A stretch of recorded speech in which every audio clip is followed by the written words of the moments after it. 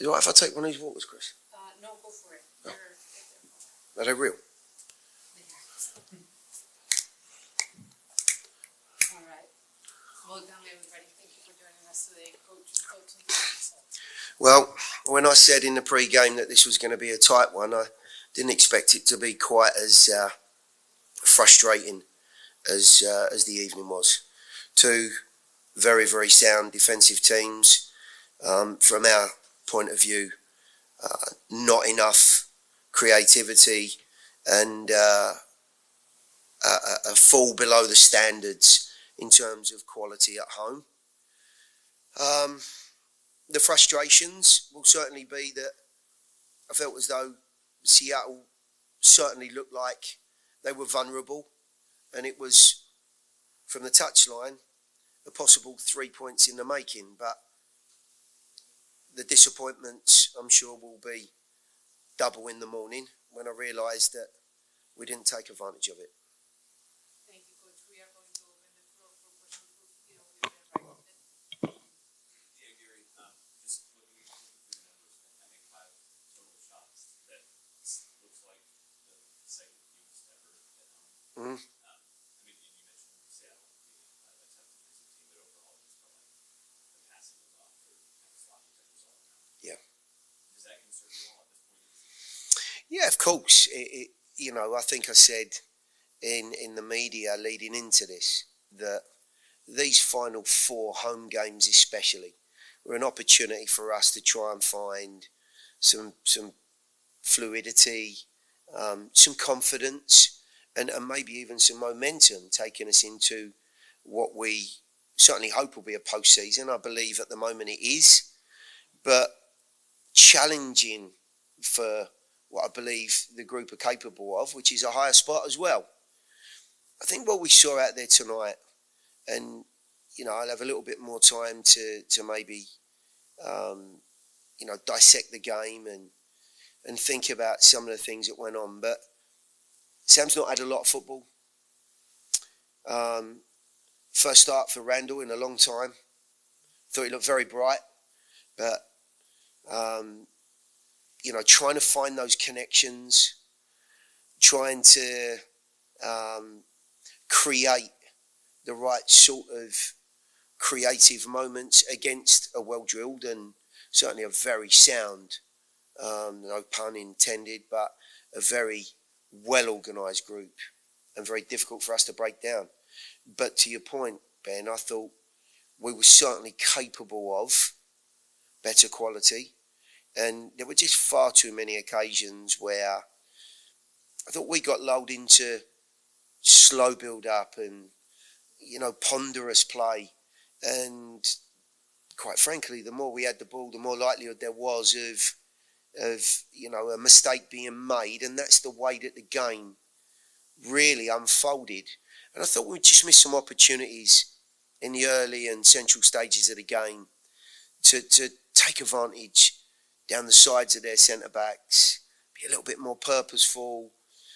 Jacob's inclusion in the game was minimal, and that's certainly down to some good defending on their part, but we've got to do more.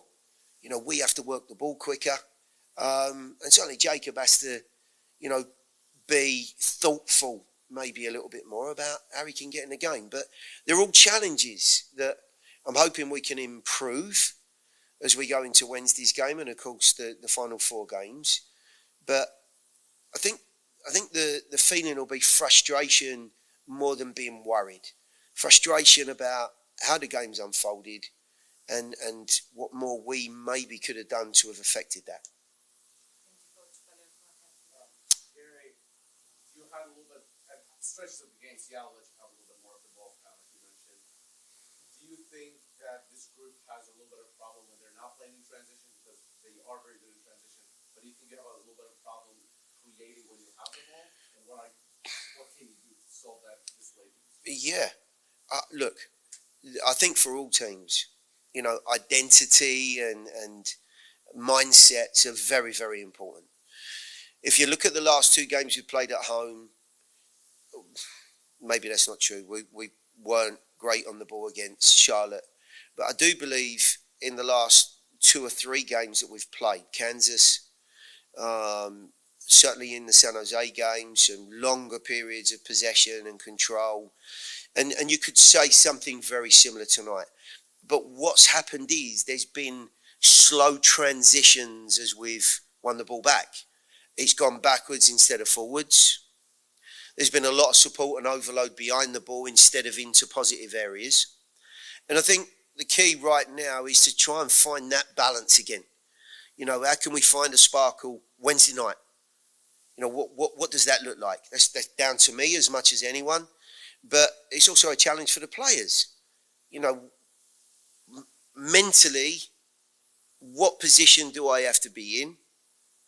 And also, athletically, what are the challenges that I've got to present to Orlando on Wednesday? So that'll be part of the process as we work through towards the game on Wednesday against a side that are in very good form. How much of the, is it too early to say how much of your early practical going before the game with the guys stayed on the table tonight? I think there were some things, Claudio, actually, that the guys took on board really well. Some of the build-out play, some of the management of the ball. But there's a fine line between just managing the ball, of course, and bridging that gap between breaking lines and being creative. When you're breaking those lines, the speed of play, the supporting angles, the quality of your play in tighter areas, which Seattle had made clear to us was going to be more difficult, has to be cleaner, has to be brighter. There needs to be more enthusiasm and a spark there from certainly certain individuals. That was missing to a large degree. There were I thought, some good moments in the opening exchanges. We had some overloads down the right-hand side. Shaq looked very bright. He got into some good areas. The pressure, I thought, if I'm not mistaken, started to build a little bit in that first 15 minutes. 4 corners. Some areas that we could take advantage of. But again, without looking back at the stats, in any wide areas, how many times did we connect or find a final ball that asked a question? So there's another technical pitfall, if you like, from the group. The enthusiasm to get there, the energy to get there wasn't missing, but the final ball was. And I think, you know, it's an easy cliche. The final ball went astray on too many occasions. I also think there were some connecting passes in that middle of the midfield that we should have and could have done better with as well. And probably the biggest piece of the puzzle was we just got bogged down and the play was too slow. We could have been slightly sharper and brighter with the way that we worked the ball and the questions that we asked.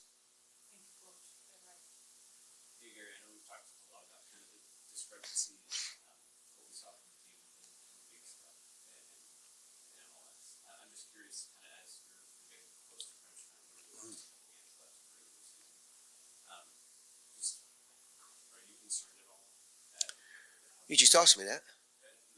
That's twice. Does that mean you're concerned? I think it's a fair question. I think it's a fair question. I'm just being pedantic. Like I said, I don't think there's a concern. There's certainly some frustration, as I've said. And I think that is emotionally driven as well by disappointment. Because, as I said from the very outset, this was a game I felt we should have and could have won. I don't think Seattle were at their best at all with the ball. They squandered as many moments in the final third as we did. And whilst I'm not, checking on numbers with them, it's far more important for us, of course. But, we certainly didn't take advantage of a team that are missing a couple of important players. And is the start of a 4 out of 5 game homestand, if you like.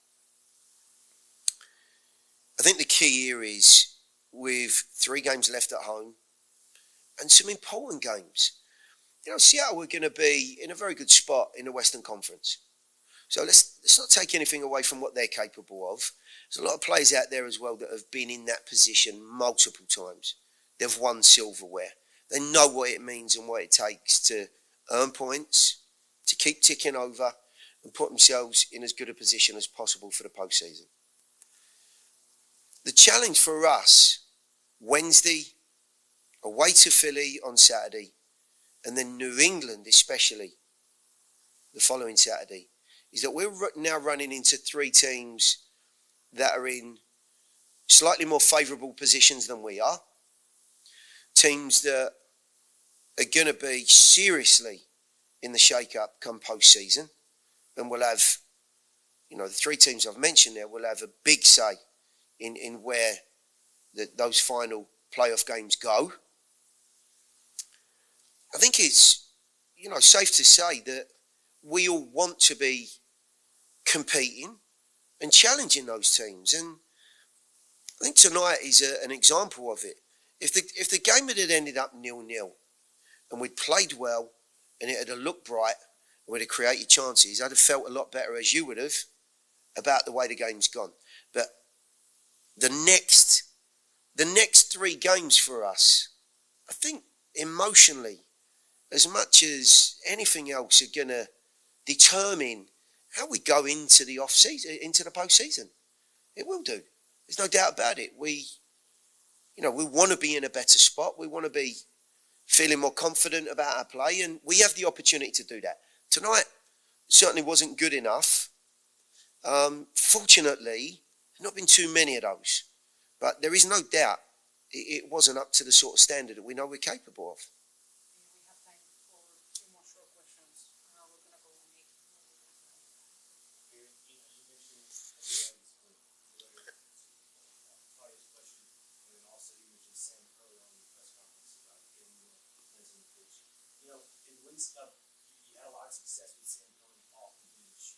And could, in this case, going forward, could it be less to be more in that case? I think it's a fair question, but I think I'd throw back at you this. If we can get Sam up to speed and we can get him, firing on all cylinders or close to it, a bit sharper in his match play, I think for all sorts of different reasons, it keeps that competition within our front line going. And my hope is what we saw in Leagues Cup and what he achieved in front of goal is something that we can see a little bit more often. He's certainly working as hard as he can, having had a problem and having not trained an awful lot to put himself in as good a spot as he can. But make no mistake, the next steps are going to certainly try to be to get him up to speed. But I certainly don't want to put him in a position where we create a different problem, because he hasn't had a lot of work and he hasn't played a lot of minutes. And I know that he's keen and hungry to stay out there longer. He's bitterly disappointed he came off after an hour. But he's gone what was effectively 10 or 15 minutes in Kansas, 30 minutes in San Jose, and he's played an hour tonight. So we're on track, but that doesn't mean to say somebody's exactly where you want them to be. It's one example of some of those guys we've got to manage, but I think you're going to hear it from every coach. Can we get as healthy a group towards the postseason games in as good a place as possible, to Ben's point, in as good a place as possible? There are fine lines between the balance of the group, maybe the best team, maybe the best group that goes out there, but there's also 3 games this week, and it makes all the sense in the world not to push certain players and lose them.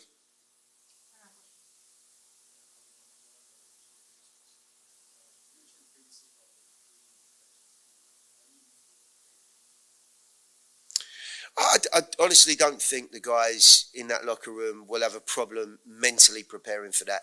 I do think, in answering 1 or 2 questions over this side of the room, how do we get ourselves in a mental position and a physical position that we're asking some questions again, that we're utilising our home field and taking advantage of, some of the qualities that we have in the past, the crowd that we have here, the opportunities that we have to earn points here. And for the most part, it's going to be the very best opportunity to build some confidence as well. Yeah, it was a pretty even game all around. Really tight affair. A lot of talk going into the game was that, they're a possession-based team, and we tend to sit back a little bit, and I thought we held a lot of possession, but just couldn't find ways to break through their defense. All right, questions? Joe, this is probably the first season where you've had some competition that's been pretty back and forth with, especially after Leagues Cup. How has that made you feel, and what are your thoughts on that competition that you have? Yeah, I think, as a professional, you always have competition. Elliot's a great goalkeeper, good friend of mine, so I'm happy to see him, his hard work paying off and him being rewarded for it. At the same time, it pushes me to train harder, to perform better. So ultimately, it's a win-win, and that's what this game and what all sports are about, and teams are about, is pushing each other and getting the most out of each other, and ultimately we play for the same team. So his success is my success, and vice versa, which is our success. So. Thank you. Next question. Joe, we've talked to Gary and some other players just kind of about the difference in performances between the Leagues Cup run and then since you've started back up in league play. Just what do you make of kind of the just differences in results that we've seen? Yeah, it's tough to put my finger on it. We obviously had a good run in the Leagues Cup, and that can go one of two ways when it's over. You can either kind of come down off that high, or you can use it as momentum to push you on for the rest of the season. I think we're still finding our feet as far as getting back into the league, but we know what's at stake and what we have in front of us, and the opportunities we have to put ourselves in the best position to not only make the playoffs, but hopefully get a home game in the playoffs. So I think we're in a good spot right now, but it needs to be a little bit better. We need to turn it up a little bit, and like I said, we have it all in front of us. We control our own destiny. Joe, not that it's ever easy to play in any MLS game, but does it sit to you guys in the pitch that it's becoming even harder as the playoffs approach? Yeah, I mean, things tense up a little bit. You start thinking about the magic number of what's going to get you into the playoffs, and Seattle's obviously a really good team, second in the West right now. They're fighting for playoff spots too. Everyone, it's kind of crunch time, and everyone still has a fighting chance and is fighting for the best playoff position they can get. So things definitely get ramped up towards the end of the season, the last 5 games or so left. So yeah, it's difficult.